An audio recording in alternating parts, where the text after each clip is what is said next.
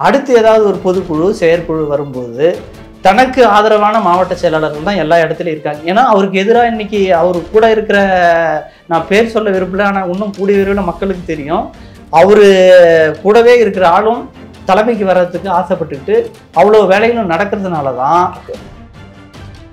அவருக்கு இருக்கிற ஒரே பிரச்சனை என்ன, தன்னை பொதுச் செயலாளராக நிரூபிச்சுக்கணுன்றது ஒரே ஒரு காரணத்துக்காக தான் இந்த அதிமுகன்ற இந்த இவ்வளோ பெரிய இயக்கத்தை தவிடுபடியாக்கிட்டு இருக்காரு. எங்களுக்கு வந்த தகவல் படி 80% மாவட்ட செயலாளர்கள் எடப்பாடிக்கு எதிரான நிலைப்பாடை எடுத்துட்டு உட்காந்துருக்காங்க. நிறைய மாவட்ட செயலாளர்கள் இப்போ அதிமுக இருக்கிறவங்களாம் வந்து சந்திக்கிறாங்க, பேசுறாங்கன்ற மாதிரியான தகவல்கள்லாம் வருது. அந்த மாதிரிலாம் சம்பவங்கள்லாம் நடக்குதா? அதாவது இன்னும் நீங்கள் கூடிய விரைவில் பார்ப்பீங்க, சின்னம்மா அவர்கள் மிகப்பெரிய முயற்சியை எடுத்து இந்த கட்சியை வந்து ஒருங்கிணைக்கணும். அம்மா நீங்கள் வரணுமா, நீங்கள் வந்தால் தான் இந்த கட்சி மறுபடியும் ஆட்சி அரியணை ஏறும், இல்லைன்னா இந்த கட்சியை காப்பாற்ற முடியாதுமான்னு ரொம்ப வருத்தப்பட்டு சங்கடப்பட்டு அம்மாவுக்கு பேசினவர்களும் உண்டு. அந்த பேரை மட்டும் நான் சொல்ல விரும்பல. இன்னைக்கு எடப்பாடி பழனிசாமிக்கு இருக்கிற மிகப்பெரிய பயம் எதுன்னு கேட்டிங்கன்னா கொடநாடு வழக்கு.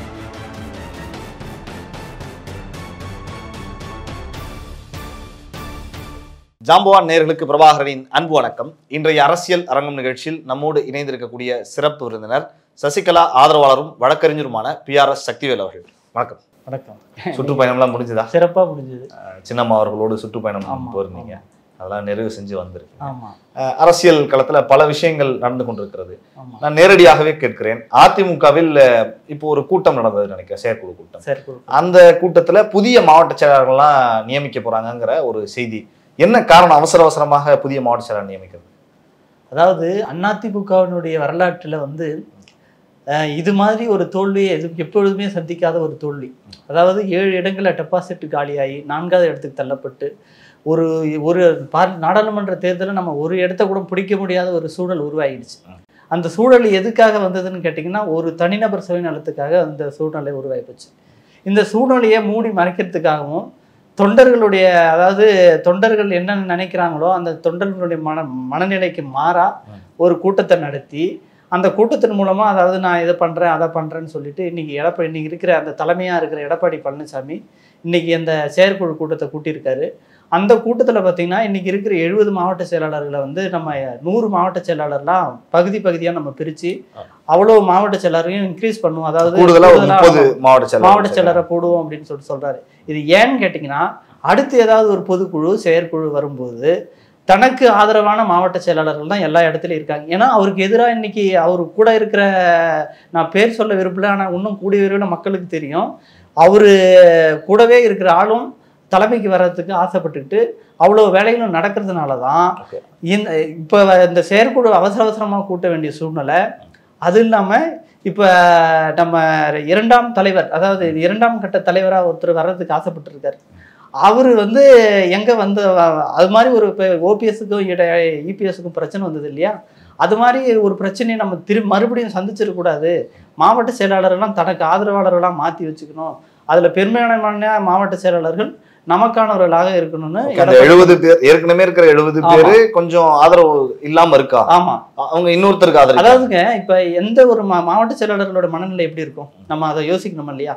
அதாவது கழகம் வந்து தொடர் தோல்வியிலேயே இருக்கு, தொடர் தோல்வியில் இருக்கு, டெபாசிட் காலியாவது, நிறைய பேர் செலவு பண்ணி இன்னைக்கு ரொம்ப கஷ்டமான நிலைமைக்கு போயிட்டாங்க. தலைமை எதுவும் கவனிக்கல.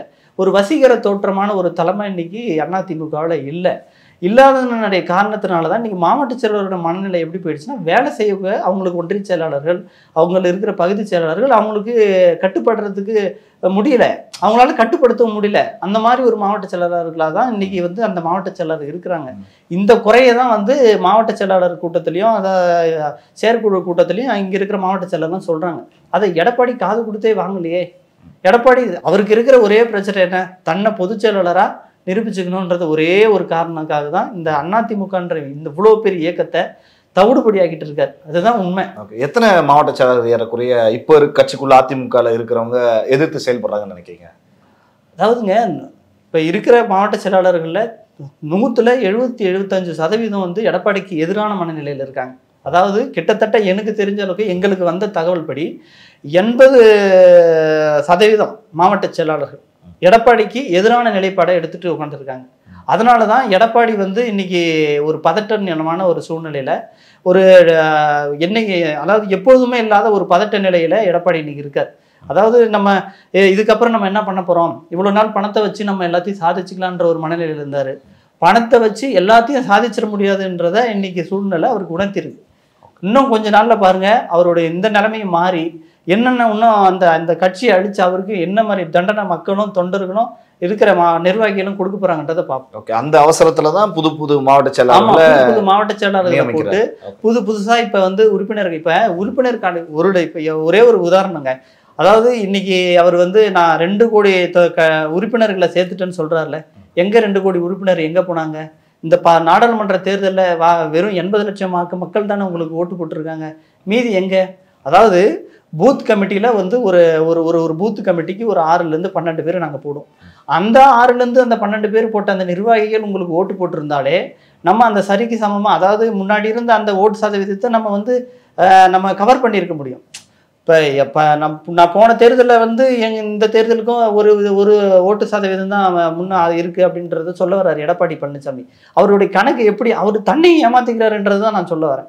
அதாவது போன வாட்டி நின்ன தொகுதி எவ்வளவு தொகுதிகள், இப்போ நின்ன தொகுதிகள் எத்தனை தொகுதி, 2019 தேர்தலுக்கும் 2024 தேர்தலுக்கும் அவர் சம்மந்தப்படுத்துறாரு. அது எந்த வகையில் அவருக்கு எந்த கணக்கை வச்சு அவர் கணக்கு பண்ணுறாருன்னு தெரியல. அதாவது அதில் அப்போ வந்து 2019 வெறும் 20 தொகுதியில் நிற்கிறார். இப்போ எத்தனை தொகுதியில் நிற்கிறார்? நாடு எரிஞ்சது, மக்கள் எரிஞ்சது. அப்போ இவ்வளவு பேரும் வந்து இந்த கணக்கு போடுறாரு. ஒரே ஒரு சதவீதம் தான் நாங்கள் அதில் இருந்து இறங்கியிருக்கோம். அதனால் வந்து இது பெரிய தோல்வி இல்லைன்றத தொண்டர்களை ஏமாத்துறது இல்லாமல் தன்னைத்தானே ஏமாத்திக்கிட்டு தனக்கு ஒரு மகுடம் சூட்டிக்கிற மாதிரி சூட்டிட்டு இருக்காரு எடப்பாடி பழனிசாமி. சசிகலா அவர்கள் கூட தொடர்ந்து பயணிக்கிறீங்க, எல்லா நிகழ்ச்சிகளுக்கும் போறீங்க.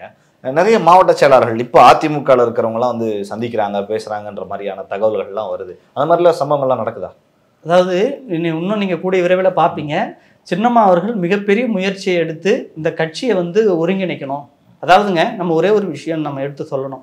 எதுக்கு நம்ம போகிற இடங்கள் எல்லாமே இப்போ திருநெல்வேலி தென்காசி மாவட்டத்தை முடிச்சுட்டு 2வதாக திருநெல்வேலி மாவட்டத்தில் 7 நாட்கள் கிட்டத்தட்ட அவங்க தங்கியிருந்து 5 நாட்கள் சுற்றுப்பயணம் போனாங்க. அந்த சுற்றுப்பயணத்தில் எல்லாத்திலுமே நீங்கள் பார்த்தீங்கன்னா அவ்வளவும் அதிமுகவினுடைய தொண்டர்கள் ஒவ்வொரு பகுதியிலையும் நின்று அம்மாவுக்காக கோஷம் போட்டு அம்மாவுக்காக அந்த இரட்டை இலை சின்னத்தோடு நின்று அங்கே வந்து மக்கள் வந்து சின்னம்மாவை வரவேற்று மிகப்பெரிய ஒரு எழுச்சி கூட்டமாக மிகப்பெரிய ஒரு எழுச்சி வரவேற்பாக அந்த வரவேற்பு அந்த மாவட்டம் முழுக்க அந்த 2 மாவட்டங்கள்லையும் அப்படி ஒரு வரவேற்பு. அதாவது தென் மாவட்டத்தினுடைய முழு அந்த பிரதிபலிப்பையும் இந்த 2 மாவட்டத்தையும் காட்டுச்சுன்னு சொன்னால் மிக இல்லை, அப்படி ஒரு வரவேற்பு. இந்த விஷயத்தில் இன்னொரு விஷயத்தை பார்த்தீங்கன்னா, அதாவது எடப்பாடி ஏன் இவ்வளோ பதட்டப்படுறாருன்றதுக்கு இன்னொரு விஷயமும் இருக்குது. ஏன் பதட்டப்படுறாருன்னா, புரட்சித்தாய் சின்னம்மா அவர்களுடைய பிறந்தநாள் இப்போ தான் 18ஆம் தேதி போச்சு. அந்த பிறந்தநாள் அன்று இன்னைக்கு இருக்கிற நிர்வாகிகள் எடப்பாடிக்கு அடுத்த கட்டத்தில் இருக்கிற தலைவர்கள், உண்மையான தலைவர்கள், அதாவது அதிமுகவை நேசிக்கக்கூடிய தலைவர்கள், அம்மா நீங்கள் வரணுமா, நீங்கள் வந்தால் தான் இந்த கட்சி மறுபடியும் ஆட்சி அரியணை ஏறும், இல்லைன்னா இந்த கட்சியை காப்பாற்ற முடியாதுமான்னு ரொம்ப வருத்தப்பட்டு சங்கடப்பட்டு அம்மாவுக்கு பேசினவர்களும் உண்டு. அந்த பேரை மட்டும் நான் சொல்ல விரும்பல.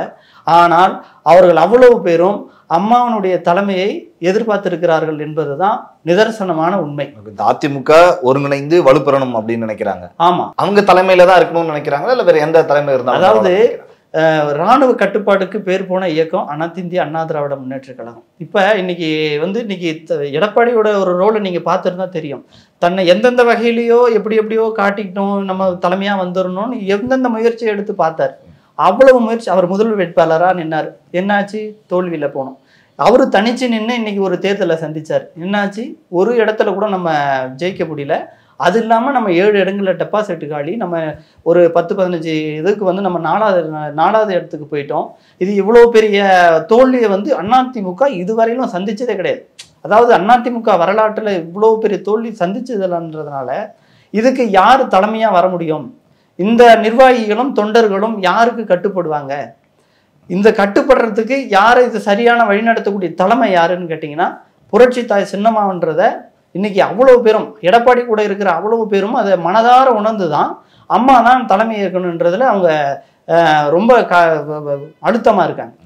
நிறைய வழக்குகள்லாம் கூட இருக்கு, அதை பத்தி கூட பேசப்பட்டது அப்படின்லாம் சொல்றாங்க அவர் மீது. இல்ல எல்லாமே, அதாவது இப்ப பாருங்க, இன்னும் கொஞ்ச காலத்துல 1 by 1 வரதான் போகுது.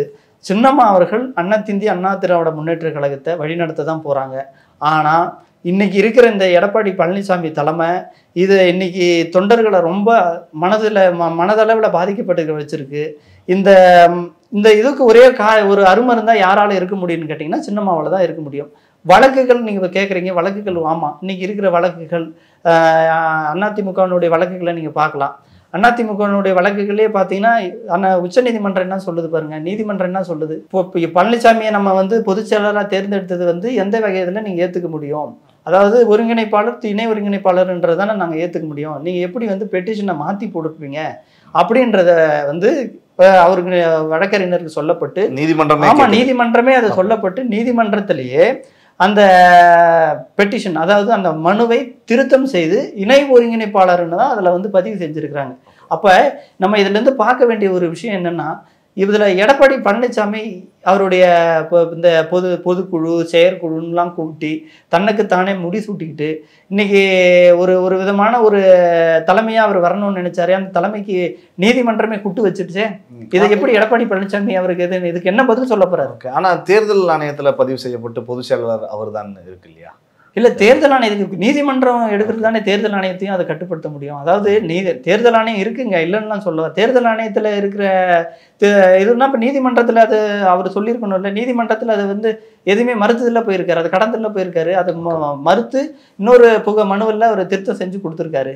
கூடுதலாக ஒரு வாய்ப்பு ஒரு பக்கம் இருக்கு நீதிமன்றம். அதாவதுங்க இன்னைக்கு எல்லாரையும் ஏமாத்தின ஒரு தலைவர் யாருன்னு கேட்டிங்கன்னா அவர் தலைவரான நாங்கள் பார்க்கல. அதாவது எல்லாரும் ஏமாத்திட்ட ஒரு ஆள் யாருன்னு கேட்டிங்கன்னா ஒரு முதலமைச்சராகின புரட்சி தாய் சின்னம்மாவையும் அவர் யாருன்னு கேட்டார். அதுக்கப்புறம் அந்த ஆட்சியை கட்டுப்பாடாக அதாவது அந்த ஆட்சிக்கு உறுதுணையாக இருந்த ஓ பன்னீர்செல்வத்தையும் அவர் நீங்கள் யார், நீங்கள் வெளியில் போங்கன்னு அனுப்பிட்டார். 4.5 வருஷம் ஆட்சியை தமிழ்நாட்டில் நடத்துறதுக்கு உறுதுணையாகவும் இவருக்கு ரொம்ப சப்போர்ட்டிவாகவும் இருந்த பிஜேபியும் அவர் கழட்டி விட்டார். இதில் எங்கே அவர் நன்றியோடவும் விசுவாசத்தோடவும் வந்திருக்கு. ஆனால் அதை மற்றவங்க எல்லாம் சாணக்கியத்தனம் அப்படின்னு தானே பார்க்குறாங்க. அவங்க தரப்புல இருந்து இவ்வளவு பேரை விட்டுட்டு இன்னைக்கு தனி நபராக நிற்கிறாரு, சின்னத்தை கையில் வச்சிருக்காரு அப்படின்னு பார்க்குறாங்க. அதாவதுங்க சின்னம் கையில் வச்சிருக்காரு, ஆட்சி கட்சி எல்லாமே உங்ககிட்ட தானே இருந்தது, சின்னமும் உங்ககிட்ட தானே இருந்தது. உங்களால் பண்ண முடிஞ்சது என்ன? சாணக்கியத்தனத்தினால உங்களால் என்ன பண்ண முடிஞ்சது? சாணக்கியத்தனம் இல்லாது, அதாவது ஒரு பச்சோந்தித்தனத்தின் காரணத்தினால இன்னைக்கு இந்த இயக்கத்தை ஒரு கபலீகரம் செஞ்சு இன்னைக்கு அதல பாதாளத்துக்கு இந்த இயக்கத்தை தள்ளிட்டாருன்றது தான் உண்மை. அதாவது அவர் எங்கேயும் சாணக்கியத்தனமாலாம் நடந்து ஒவ்வொரு இடத்துலையும் ஒவ்வொருத்தரையும் இது இதில் எங்கே சாணக்கியத்தனம் இருக்குது, ராஜதந்திரம் இதெல்லாம் சொல்கிறாங்க. இதெல்லாம் அந்த வார்த்தைக்கு பொருத்தமில்லாதவர் எடப்பாடி பழனிசாமி. அவர் அவர் தனக்கு ஒரு பட்டம் சூட்டிக்கிறதுனா அவர் ஒரு பச்சோந்தி பழனிசாமி இல்லை ஏமாற்றுக்காரர் பழனிசாமின்னு தான் அவரை அவர் பேரை மாற்றிக்கணுமே தவிர அவரை ராஜதந்திரினோ இல்லை நீங்கள் சொல்கிற மாதிரி அவர் சாணக்கியவாதினோ சொல்லிக்க கூடாது. நான் சொல்ல அவங்க சொல்லிக்கிறேன். சமீப காலத்தில் விஜய் அவர்களுடைய கட்சி பெரிய பேசு பொருளாக இருக்கிறது. அது குறித்து ஏதாவது பேசப்பட்டதா அவங்க தரப்புல இருந்து, இல்லை அவருக்கு வாழ்த்து ஏதாவது சின்னம்மாவிடம் இருந்து கிடைத்ததா? அதாவது இது ஜனநாயக நாடு, யார் வேணாலும் யார் எப்படி வேணாலும் கட்சி நடத்தலாம், அவங்க ஒரு அமைப்பு நடத்தலாம். அதுக்கு நம்ம ஜனநாயக நாட்டில் எல்லா விதமான உரிமையும் நம்ம இந்திய அரசியலமைப்பு சட்டம் கொடுக்குது. அவருக்கு இன்னைக்கு நடிகர் விஜய் அவர்கள் கட்சி புதுதாக ஒரு தமிழக வெற்றி கழகம்னு தொடங்கியிருக்காரு. அதுக்கு அம்மாவனுடைய வாழ்த்துக்களும் அம்மாவனுடைய அபிமானிகளான எங்களுடைய வாழ்த்துக்களும் எப்பொழுதும் உண்டு. ஆனால் மக்களுடைய மனநிலை என்ன, மக்களுக்கு என்ன தேவை, இன்னைக்கு இருக்கிற சூழ்நிலைக்கு ஏற்ற இந்த மக்களுக்கு என்ன தேவைப்படுகிறது அப்படின்றத விஜய் கண்டிப்பாக கவனிக்கணும். அதுவும் இல்லாமல் இப்போ நீங்கள் என்ன பேசப்பட்டதுன்னு கேட்குறீங்க. எல்லாரும் ஒரு வாழ்த்து சொல்றது தானே தவிர மற்றபடி அவர் வரட்டும், இப்பதானே வராரு. இல்ல வாழ்த்து சொன்னாங்களா? சின்னம்மா சொல்லிட்டாங்க, வாழ்த்துக்கள்லாம் சொல்லியிருக்கிறாங்க. விஜய்க்கு வாழ்த்துக்கள்லாம் சொல்லியிருக்காங்க. புரட்சி தாய் சின்னம்மா அவர்கள் விஜய்க்கு வாழ்த்துக்கள் சொல்லியிருக்காங்க. அதே மாதிரி சமீபத்தில் நடந்த இந்த செயற்குழு கூட்டத்துல கூட நிறைய பேர் எதிர்த்து பேசினாங்க அப்படிலாம் ஒரு பக்கம் சொல்றாங்க. ஒரு பக்கம் அதெல்லாம் கிடையாது, ஒன்மேனா அவர் மட்டும் தான் பேசினாரு, எல்லாரும் அவர் சொன்னதான் கேட்டாங்க, அந்த மாதிரி சொல்றாங்க. என்ன நடந்தது அதுக்குள்ள? அதாவதுங்க செயற்குழு கூட்டம் பொதுக்குழு கூட்டம்ன்றது ஒரு கட்சிக்கு உயிர் நாடி. ஒரு கட்சியினுடைய தொண்டர்களை புத்துணர்ச்சி பெறுறதுக்கு ஒரு கூட்டத்தை கூட்டி அந்த கூட்டத்தின் மூலம் சட்ட ரீதியாக, அதாவது ஒரு அமைப்பு நடத்துகிறவங்க ஒரு அமைப்பு சட்ட ரீதியாக கொண்டு போகிறதுக்கு செயற்குழு பொதுக்குழுக்கள் மூலமாக தீர்மானங்களை ஏற்றி அந்த தீர்மானத்தை தேர்தல் ஆணையத்துக்கு அனுப்பி தேர்தல் ஆணையத்தின் மூலமாக நம்ம கட்சியை பாதுகாப்பாக வச்சுட்டு இருக்கிறது தான் முறை. இப்போ இந்த தேர்தல் ஆணையத்து இப்போ நடந்த செயற்குழு மாவட்ட செயலாளர் கூட்டமாக அறிவிக்கிறார். மாவட்ட செயலாளர் கூட்டத்தை ரத்து பண்ணிட்டு என்ன பண்ணுறாரு, அவசரமாக பொதுக்குழு கூட்டத்தை கூட்டுறாரு. ஏன் கூட்டுறாருன்னா, இப்போ சின்னம்மா வந்து தென் மாவட்டங்களில் சுற்றுப்பயணம் போகிறார். சுற்றுப்பயணம் போகும்போது அந்த சுற்றுப்பயணத்தை வந்து நம்மளை, ஏன்னா இப்போவே ஏற்கனவே நம்ம வந்து தலைவலியில் இருக்கோம், இவங்க வேற சுற்றுப்பயணம் போகிறாங்க, இன்னும் என்ன ஆகும்ன்றத தெரியாமல் இவர் என்ன பண்ணுறாரு, கூட்டின மாவட்ட செயலாளர் கூட்டத்தையே ரத்து பண்ணிட்டு என்ன பண்ணுறாரு, ஒரு செயற்குழு கூட்டத்தை கூட்டுறாரு. எங்களுக்கு செயற்குழு பொதுக்குழுன்றது ஒரு உற்சாகமான கூட்டமாக தான் இவ்வளோ நாள் நடந்திருக்கு. இவர் தலைமையேற்றதுக்கு முன்னாடி, எடப்பாடி பழனிசாமி தலைமையேற்றதுக்கு முன்னாடி வரைக்கும் எங்களுக்கு செயற்குழு பொதுக்குழு என்பது ஒரு உற்சாகமான, எங்களை புத்துணர்ச்சி பெறுவதற்கான கூட்டம். அந்த கூட்டம் இன்னைக்கு வந்து ஒரு அமைதியான முறையில் எதையுமே அந்த கூட்டம் எந்த முடிவை எடுத்ததுன்னே யாருக்கும் தெரியாது, வந்தவங்களுக்கும் தெரியாது, எடப்பாடி பழனிசாமிக்கும் தெரியாத அளவில் ஒரு கூட்டத்தை நடத்திட்டாரு. அந்த கூட்டத்தில் இன்னொரு ஒரு கேவலமான விஷயங்கள்லாம் நடந்தது. என்ன நடந்ததுன்னா, தொண்டர்கள் என்ன சொல்கிறாங்க அப்படின்றத மாவட்ட செயலாளரும் அங்கே இருக்கிற செயற்குழு உறுப்பினர்களும் எடப்பாடி பழனிசாமிக்கு ஒரு தலைமைக்கு சொல்கிறாங்க. அதாவது தலைமை என்ன சொல்லணும், சரி அதை சரி பண்ணலாம், அதை நம்ம சரி பண்ணுறதுக்கான வழி என்னன்றதை அவர் பார்த்துருக்கணும். ஆனால் அவர் எதையுமே காதில் வாங்கலை. நான் பார்த்துக்கிறேன், கூட்டணியை நான் கவனிச்சுக்கிறேன், நீங்கள் போய் வேலை செய்யுங்க, எனக்கு யாருமே விசுவாசம் இல்லை, எனக்கு யாருமே வந்து வேலை செய்ய மறுக்கிறீங்க, அதாவது இந்த தேர்தலில், நாடாளுமன்ற தேர்தலில் வந்து நம்ம கட்சிக்காரங்களே எனக்கு விசுவாசமாக இருந்து ஒர்க் பண்ணலை அப்படின்ட்டு சொல்கிறார். இந்த தேர்தலில், நாடாளுமன்ற தேர்தலில் இவ்வளோ பெரிய தோல்விக்கு வியூகத்தையும் இவ்வளோ இன்னைக்கு நடந்தது, தேர்தல் வியூகத்தை அமைச்சு கொடுத்தது யார், எடப்பாடி பழனிசாமி. இவ்வளோ வியூகத்தையும் அவங்க யோசிக்கிறவர், தொண்டர்களுடைய மனநிலை எப்படி இருக்குது அப்படின்றத ஒரு இடத்துலையும் யோசிக்கலையா? இதை தான் மாவட்ட செயலாளர்கள் அவர்கிட்ட சொல்கிறாங்க. அண்ணா இப்படி இருக்குண்ணே, இந்த அம்மாவை சேர்க்கணுன்னே, தஞ்சாவூர் நிர்வாகிகள், அப்புறம் அங்கே அந்த டெல்டாவில் இருக்கவங்க, தென் மாவட்டத்தில் இருக்கிறவங்க எல்லாருமே அம்மாவை சேர்த்துக்கணுன்னே, நம்ம அம்மாவை சேர்த்தா மட்டும்தானே கட்சியை நம்மளால் கொண்டு வர முடியும், பழைய நிலைமைக்கு சேர்க்க முடியும், ஓபிஎஸ்சியும் நம்ம சேர்த்துக்கணுன்னே, நம்ம வந்து எல்லாரையும் ஒருங்கிணைச்சு நம்ம கொண்டு போவோம்னே, இவ்வளோ நாள் நடந்தது வந்து நமக்கு ரொம்ப தப்பாயிடுச்சு அப்படின்னு இவங்க சொல்கிறாங்க. சொல்லும்போது அது தலைமையாக அவர் என்ன கேட்டிருக்கணும், நம்ம சரி பண்ணுவோம் அப்படின்னு சொல்லணும். அவர் எதையுமே சொல்லலை. சொல்லாமல் அவர் என்ன சொல்கிறார், அதுக்கு மாறாக என்ன சொல்கிறாரு, நான் பார்த்துக்கிறேன், இது கட்சி என் கட்சி, நான் சொல்கிறது தான் நீங்கள் கேட்கணும் அப்படின்னு ஒரு தெனாவட்டு முறையில் அவர் வந்து அங்கே இருக்கிற செயற்குழு உறுப்பினர்கள் மூலத்தில் பேசுகிறாரு. பேசும்போது அவங்க இருக்கிற அவ்வளோ பேருக்கும் இது ஒரு என்ன சொல்றது, இந்த தொண்டனா அவங்களால ஏற்றுக்க முடியல. நம்ம இவ்வளோ குறைகளை நம்ம சொல்லியும் கூட தலைமை அதை ஏற்றுக்கலையே. தலைமை ஏற்றுக்காமல் அவர் மட்டும்தான் வந்து தலைமை, நான் சொல்கிறது தான் நீங்கள் கேட்கணுன்ற மாதிரி சொல்கிறாரு. அம்மா காலத்தில் நாங்கள் அப்படி பார்க்கல, தலைவர் காலத்துலேயும் நாங்கள் அப்படி பார்க்கல. எங்களுக்கு என்னென்னா, ஒரு ஒரு ஒரு செயற்குழு பொதுக்குழு என்பது எங்களுக்கு கொடுக்கப்பட்ட வாய்ப்பாக நாங்கள் எடுத்துக்கிட்டு அதில் வந்து எங்களுடைய குறைகளையும் எங்களுடைய நிறைகளையும் சொல்லி அதில் சரி பண்ணுறது தான். அதாவது இந்த தேர்தல் தோல்வி எது கட்டுறது, இப்போ இந்த தேர்தல் தோல்விக்கு அப்புறம் எடப்பாடி பழனிசாமி ஏதாவது ஒரு இடத்துல ஒரு நிர்வாகியை நீக்கியிருக்காரா? அந்த தப்புக்கு காரணமானவங்கள, இந்த ஓட்டு போடுறதுக்கு காரணமான இல்லாதவங்கள எங்கேயாவது ஒரு இடத்துல அவர் நீக்கியிருக்காரான்னா கண்டிப்பாக கிடையாது. யாரையும் நீக்கலை, யாரையும் எதையும் பண்ணலை. அதுக்கு எதுக்கு மாவட்ட செயலாளர் கூட்டம், எதுக்கு செயற்குழு கூட்டம், எதுக்கு எந்த கூட்டம்? அப்போ இந்த கூட்டம்லாம் எதுக்கு கூட்டிக்கிறாருன்னு கேட்டிங்கன்னா, தனக்கு தானாக சூட்டப்பட்ட அந்த பதவியை பாதுகாத்துக்கணும், இன்னும் வந்து அதை எந்த முறையிலலாம் இன்னும் ஏமாற்றலாம், இருக்கிறவங்களெல்லாம் நம்ம எப்படி வந்து ஏமாற்றி இது நம்ம கட்சியை நம்ம கபலீகரம் பண்ணிக்கலாம் அப்படின்றதுல தான் சுயநலத்தோடு ஒரே ஒரு வார்த்தையில் சொல்லணும்னா ஒரு சுயநலவாதியாக அவர் வந்து செயல்பட்டு இருக்காரு. ஒரு பக்கம் இந்த கொடநாடு கொலை வழக்கு கூட வருது அப்படின்னு சொல்றாங்க, அது என்ன நடந்துட்டு இருக்கு? கொடநாடு கொலை வழக்கு பார்த்தீங்கன்னா அது ஒரு கன்னித்தீவு மாதிரி போயிட்டு இருக்கு. இன்னைக்கு இருக்கிற முதலமைச்சர் என்ன சொல்லிட்டு வந்தாரு, இந்த ஆட்சி வர்றதுக்கு முன்னாடி என்ன சொல்றாரு, நான் வந்து வந்த உடனே இந்த கொடநாடு வழக்கை பற்றி விசாரித்து அதுக்கு காரணமானவங்களுக்கு தண்டனை வாங்கி கொடுப்பேன்னு சொன்னார். ஆனால் அது என்னவோ தெரியல, இன்றைக்கி அது கன்னித்தீவாக போயிட்டு இருக்கு. ஆனால் இந்த கொடநாடு வழக்குக்கு சம்பந்தமானவர்கள் யார் என்பது நம்ம கண் முன்னாடி தெரியுது, எல்லாருக்குமே தெரியும். எல்லாருக்குமே தெரிஞ்சும் ஒரு குற்றத்தை வந்து இன்னைக்கு வந்து செஞ்சவங்கள இன்னைக்கு தண்டிக்க முடியாத ஒரு சூழல்ல இன்னைக்கு இருக்கு. இன்னொரு விஷயம் கேட்டிங்கன்னா, இன்னைக்கு எடப்பாடி பழனிசாமிக்கு இருக்கிற மிகப்பெரிய பயம் எதுன்னு கேட்டிங்கன்னா கொடநாடு வழக்கு. எங்கே கொடநாடு வழக்கு நம்ம போயிட்டு உள்ள இதுவாயிட்டோம்னா இன்னும் கடுத்து மேலே நிற்கிற கத்தியாக தான் அதை பார்த்துட்டு இருக்காரு. எந்த நேரத்திலும் எடப்பாடி பழனிசாமிக்கு அது மிகப்பெரிய ஆபத்தை தான் ஏற்படுத்தும். அதனால தான் இன்னைக்கு திமுகவினுடைய பங்காளியாக திமுகவினுடைய எங்களுக்கு தீய சக்தி திமுகன்னு சொல்லி தான் பழக்கம். அந்த தீய சக்தி திமுகவோட இன்று வரையிலும் ஒரு நல்ல முறையில் நல்ல அந்த நண்பர் ரீதியில் தான் அங்கே பழகிட்டு இருக்காரே தவிர, எங்களுக்கு அந்த எதிர்கட்சின்ற ஒரு மனப்பக்குவத்திலையும் இன்னைக்கு இருக்கிற அந்த எதிர்க்கட்சின்ற அந்த எந்த ஒரு விஷயத்துலையுமே அவர் உள்ளே போகாமல் திமுகவோட ஒரு கூட்டணி, அதாவது மறைமுக கூட்டணி வச்சு தான் இன்னைக்கு 3.5 வருஷம் ஆட்சிக்கு வந்து ஆகுது. அவங்களும் அதை பற்றி எதுவும் பேசலை. ஆனால் இவர் எடப்பாடி பழனிசாமியும் அதுக்கு உறுதுணையாக என்னென்ன பண்ணணுமோ அதெல்லாம் பண்ணிகிட்டு இருக்காரு. ஆனால் மக்கள் மிகுந்த மனவேதனையுடன் இந்த கொடநாடு வழக்கில், ஏன்னா அம்மா தங்கன ஒரு கோவிலாக பார்த்த இடம் அந்த இடம். நாங்கள்லாம் அந்த இடத்த அவ்வளோ ஒரு தெய்வகரமாக தான் அந்த இடத்த பார்த்துருக்கோம். அந்த இடத்துல ஒரு கொலை நடக்குது, கொலை மூலமாக நிறைய விஷயங்கள் நடக்குது. அதை சுற்றி பார்த்தீங்கன்னா ஒரு கிட்டத்தட்ட ஒரு 7-8 விஷயங்கள், அதாவது மர்மமான முறையில் கொலைகள், மரணங்கள் ஏற்படுது.